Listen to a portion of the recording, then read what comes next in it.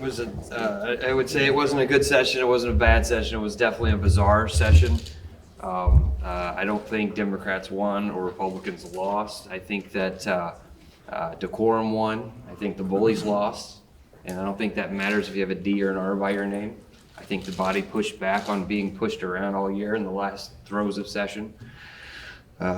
Republicans wanted to make it harder to amend the Constitution. We recognized they had a supermajority, but we wouldn't let them trick people. And obviously there was a lot of people on their side of the aisle that felt the same way. When we work in the supermajority, they can put the gas pedal down at any time. So we have to work in relationships in good faith all the time. And I think that that went a long way this week with our colleagues on the other side of the aisle that absolutely could have, lack of a better term, put our lights out on the issue. And I also believe deep down inside that there's a lot of people that knew telling voters one thing and taking rights from them on the other hand wasn't something they really wanted to do. I think that they really do have an appetite for IP. I have no doubt that it will be back in some form or fashion in the future. And they have a good group to fight it, but it is definitely not going away. So with that, I'll take any questions. On Tuesday evening, you sort of issued a warning to Republicans, and you said that it posed this question of choosing between bullies or choosing the cooler head. Sure. You kind of got an answer to that this week. Mm-hmm. What does that say about, you're going to be leaving next year? What does that say about decorum in the Senate? Look, I think it's up to them. I think they made a good first start. It's a good opportunity to turn around. I mean, the big thing, as I said for hours, and Senator Arthur and I talked for hours about, was, there's an opportunity here in the future with all the people that are leaving, the younger Senate that's coming in. You guys have written about all of the vacancies and how the Senate's going to look very different, usually probably more different from one year to the next than we've ever seen in a long time, between people running for other offices, people terminating out, people not running again. And you have a clear opportunity to really change how the Senate has worked in the last few years and the dynamics of it and the vitriol and the back and forth and everything else, and remold it. And I've told Senator O'Laughlin that, and anybody that's coming back. So to me, it's encouraging, but there has to be follow through next year. Don't regress. Don't regress. Keep moving forward, right? Don't let the bullies win. And I think they took the first step to do that. I've been waiting for it for 4 or 5 years, and I think they finally did. So, it will depend on what leadership, how they approach it next year. And I hope they keep doing it. Senator Arthur, sorry, brain fart. Can you talk about childcare tax credits? I know that not only this year, last year, it's been huge for you. And sadly, this is it for you. So can you just talk a little bit about that not making it across the finish line, especially it being a priority for the governor? Yeah, I mean, that is the major disappointment of session for me. And just because we didn't pass legislation doesn't mean that the issue has gone away. If anything, it's going to get worse because there hasn't been legislative action taken. So I'm hopeful that people come back next year, and there are plenty of opportunities for them to take up the charge. And ultimately, I hope that voters go to the polls in August and in November and pay close attention to who is supportive of trying to make childcare more affordable, more accessible, and who stood in the way of that. Would you ask the governor to call a special session on that question? As a Democrat, I'm always a little weary of special sessions, but I think it's an important enough priority that is definitely worth consideration, and I'd be happy to have those conversations with the governor as we get into interim.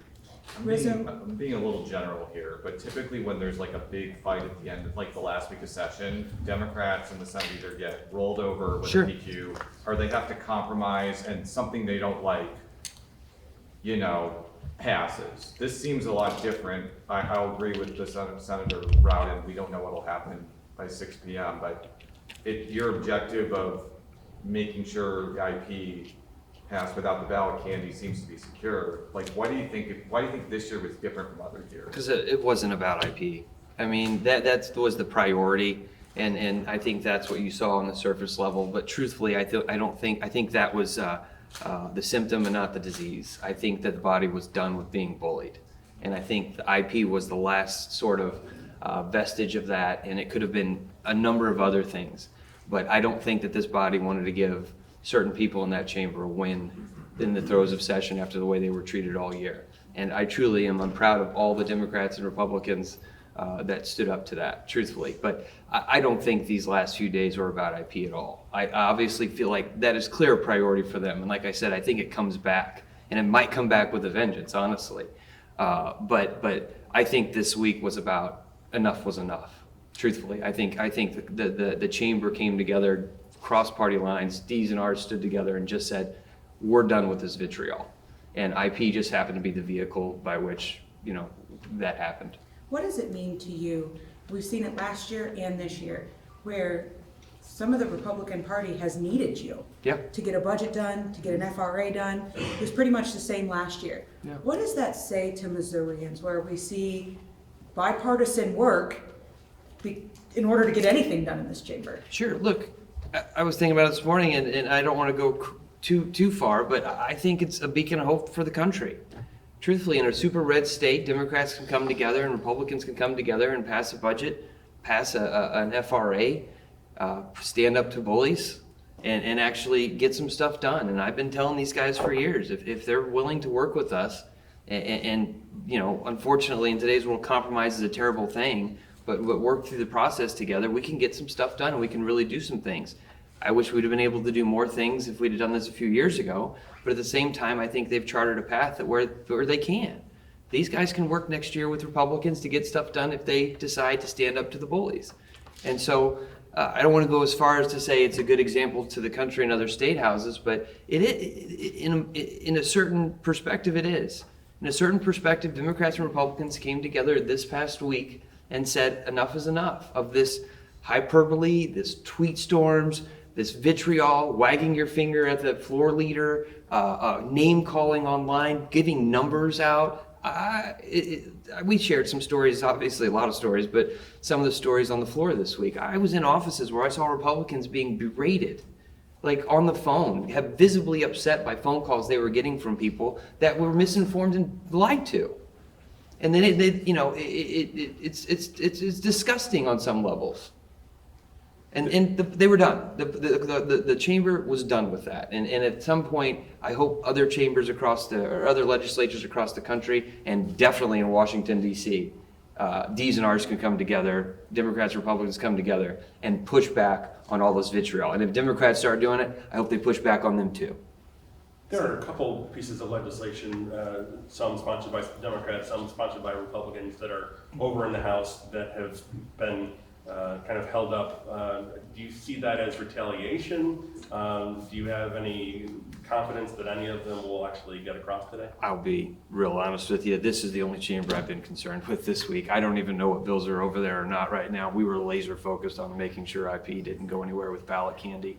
I think that the floor leader, I read a statement earlier this week that he said they felt like they could still have a pretty good session even though if the Senate adjourned.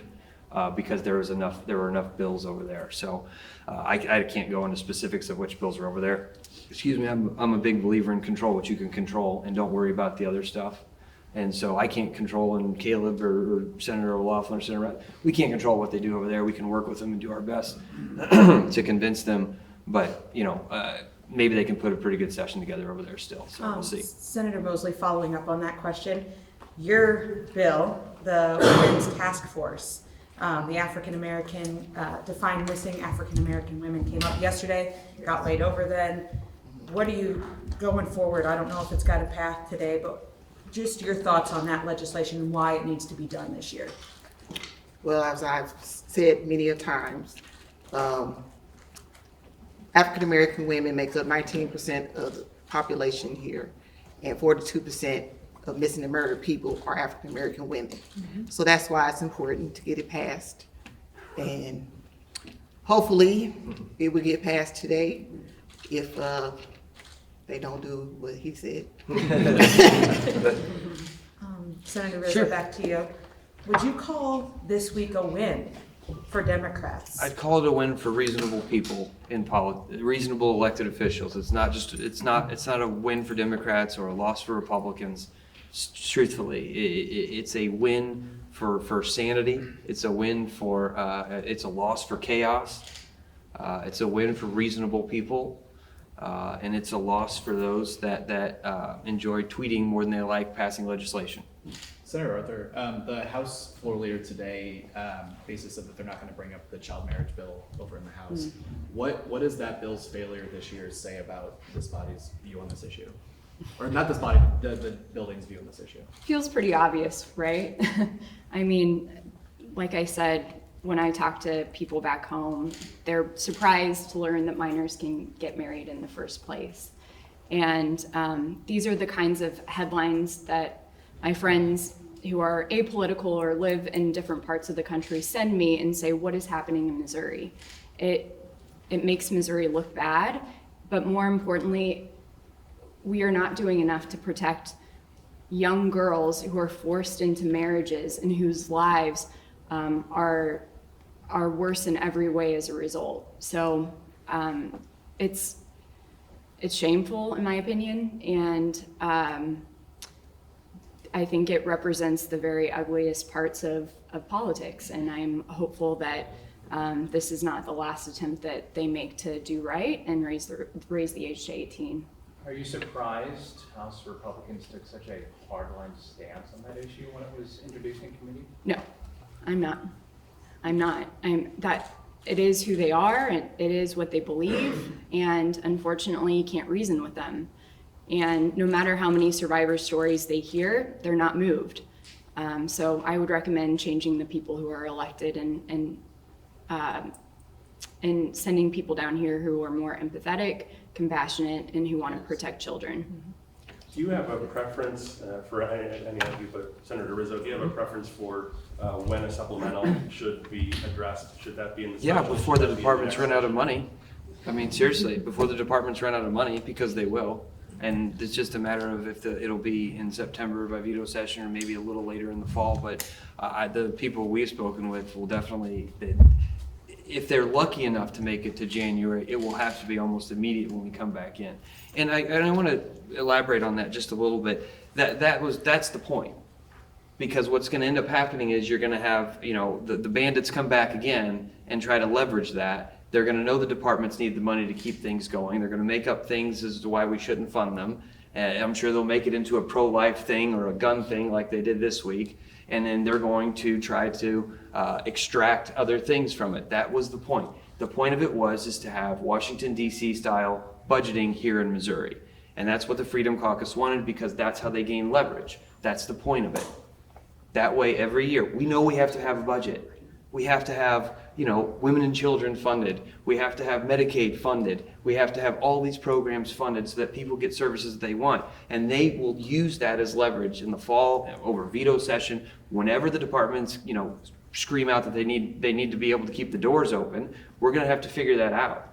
And so, unfortunately, we were so far up against it with the time this year that just kind of had to get it done. And kind of by design, I think, on their part as well.